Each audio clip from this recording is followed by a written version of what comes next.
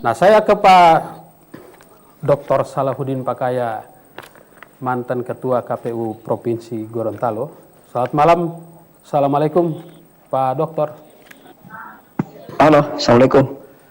Waalaikumsalam warahmatullahi wabarakatuh. Wah, Ya, mestinya ke Pak Umar dulu. Sorry, saya tidak pakai video Pak Hadi. Ada lagi duduk santai di rumah, jadi tidak bagus dilihat oleh teman-teman. Posisi duduknya nanti bikin. Ya, oke. Jadi yang penting ada suaranya yang ingin kita dengarkan. Jadi sebelum saya bertanya Pak Salahuddin, saya mengucapkan selamat dulu atas gelar doktornya, walaupun mungkin agak terlambat saya menyampaikan. Sebenarnya itu hanya untuk supaya kata dokter itu sebenarnya tidak terlalu penting, karena hanya untuk membedakan dengan kawan saya yang satu, kembar nama saya satu itu, supaya beliau kita punya identitas yang berbeda, tapi kadangkala pemikiran yang sama, kadangkala juga berbeda. Ya, mantap. Tapi dalam kesempatan ini saya hanya ingin menyampaikan satu hal. Ya. Sejarah pasal 71 yang saya tahu ya, nanti tolong dikoreksi kalau ada yang keliru. Sejarah pasal 71 ini sesungguhnya memang dimaksudkan untuk memberi warning kepada calon petahana. Dulu sebelum lahirnya pasal 71 ini pernah undang-undang tentang penyelenggaraan pilkada itu memberikan mengatur seorang calon petahana itu harus berhenti tetap, tidak seperti sekarang berhenti sementara. Itu pernah dialami oleh calon wali kota Makassar, Ilham Arif Sirajuddin. Dia tidak sampai 5 tahun masa jabatannya karena dia ingin mencalonkan diri, sehingga dia harus berhenti. Tapi rame-rame kemudian kepala daerah itu judicial review itu norma. Dianggap norma itu melanggar hak para calon incumbent karena mereka tidak bisa menyelesaikan periode mereka selama 5 tahun. Nah, Mahkamah Konstitusi akhirnya menerima itu. Tetapi saya kira DPR akhirnya mengambil lagi satu kebijakan politik supaya pelaksanaan pilkada ini berlangsung free and fair atau setara, seimbang, adil, semua peserta diperlakukan sama. Muncullah pasal 71 ini. Oke lah, silakan incumbent atau calon petahana Anda tidak diberhentikan sampai tidak diberhentikan tetap sejak menjadi calon.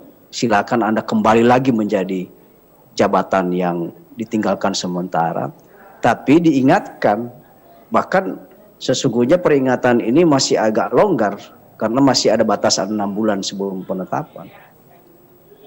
Dia diingatkan jangan melakukan sejumlah hal yang berkaitan dengan jabatan seorang calon petahana, yang itu sesungguhnya tidak hanya sekedar merugikan orang lain, tetapi juga merugikan prinsip-prinsip penyelenggaraan pemilu atau pilkada.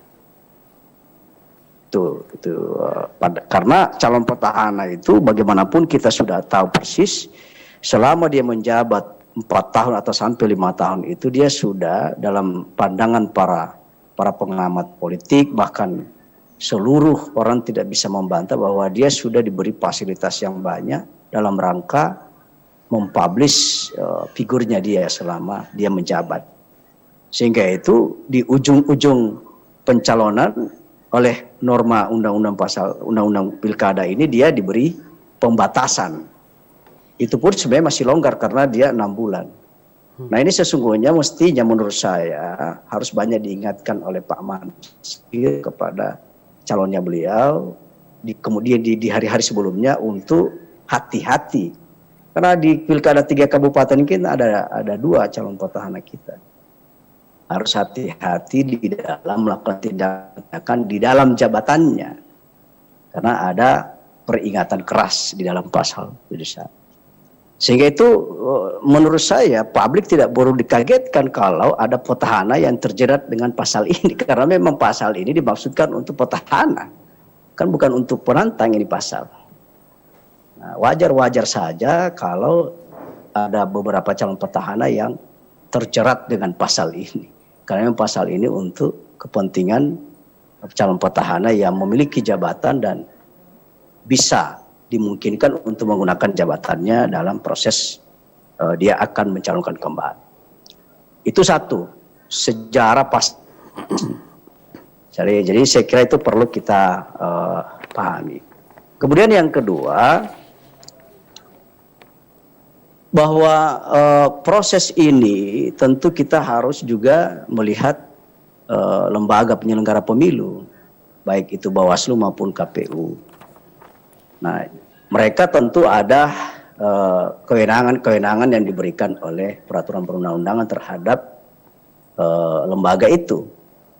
Sehingga ini juga harus kita lihat apakah memang Bawaslu punya kewenangan di dalam memeriksa perkara semacam itu dan apa-apa yang harus dia lakukan. Kemudian kita lihat KPU. KPU diberi kewenangan dalam hal apa dalam kasus-kasus seperti ini. Jadi dalam ilmu hukum, saya kira teman-teman juga tahu, meskipun bukan orang sarjana hukum, sudah sangat paham dengan dengan kajian ini, bahwa di dalam ilmu hukum itu selalu kita diperhadapkan pada soal formil maupun material.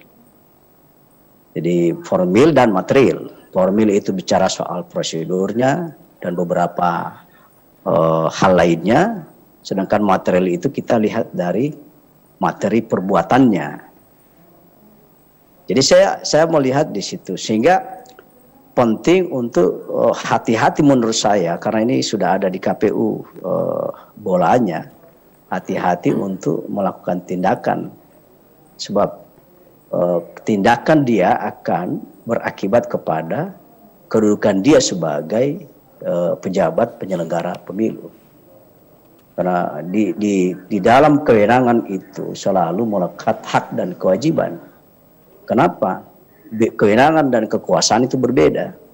Kewenangan itu hanya dibicarakan di dalam ilmu hukum, karena di dalam kewenangan itu ada hak dan kewajiban atau ada tanggung jawab.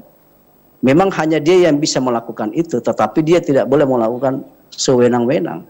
Dia harus bertanggungjawabkan tindakannya berdasarkan asas-asas yang diatur di dalam asas-asas hukum, terutama asas legalitas yang biasa diajarkan di dalam hukum.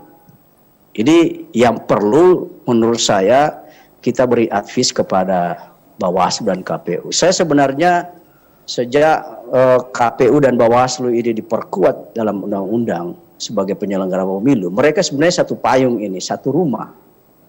Cuma dalam fenomena setiap momentum pemilihan, baik itu pemilu maupun pilkada seperti ini, selalu mereka diperhadapkan pada konteks seperti ini. Akhirnya hal-hal seperti ini seringkali membuat Bawaslu dan KPU face to face, berhadap-hadapan. Sebenarnya menurut saya seharusnya tidak boleh mereka berhadap-hadapan. Harusnya satu, karena ini penyelenggara pemilu. Nah, inilah yang kemudian menjadi bergulir di masyarakat. Itu yang kedua.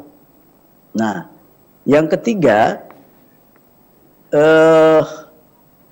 tindakan pejabat tata usaha negara dalam hal ini tentu karena KPU misalnya, karena dia yang menetapkan dan membatalkan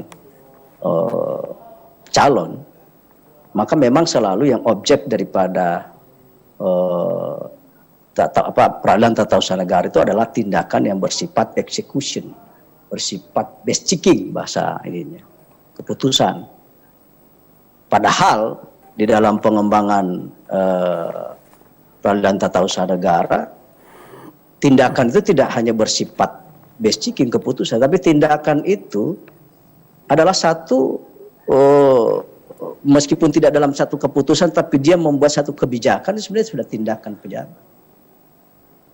Sehingga menurut saya juga Bawaslu, apa yang direkomendasikan Bawaslu ini juga menjadi objek daripada kajian tata usaha negara, atau apabila itu berlanjut kepada kajian tata usaha negara atau di peradilan tata usaha negara. Nah, ini yang pertama dulu yang saya ingin sampaikan supaya diskusi ini saya tidak tahu mau diarahkan kepada apa. Yang pasti untuk sementara saya memberi komentar.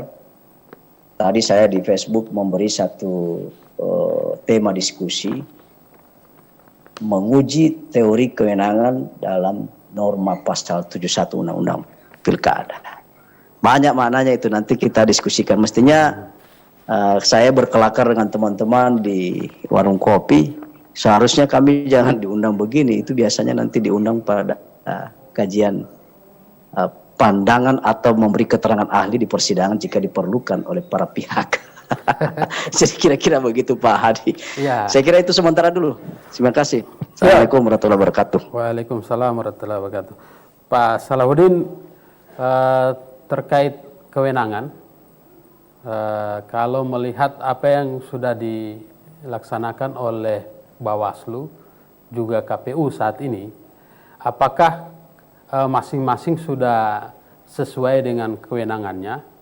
Dan yang dilakukan oleh Bawaslu hingga keluar rekomendasi ini, apakah menurut Pak Salahuddin memang sudah sesuai dengan ketentuan perundang-undangan? Ya, kalau saya melihatnya bahwa dulu Bawaslu itu dia satu struktur dengan KPU di masa kita ya, Pak Hadi mungkin sama-sama kita di KPU.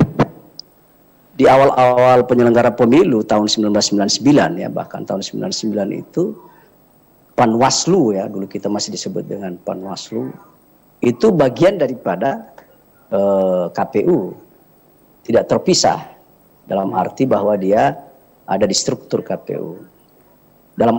Dalam kaitannya di mana unit itu atau Panwaslu itu memang dikhususkan menangani pelanggaran, agar hal-hal teknis lainnya itu tidak terganggu.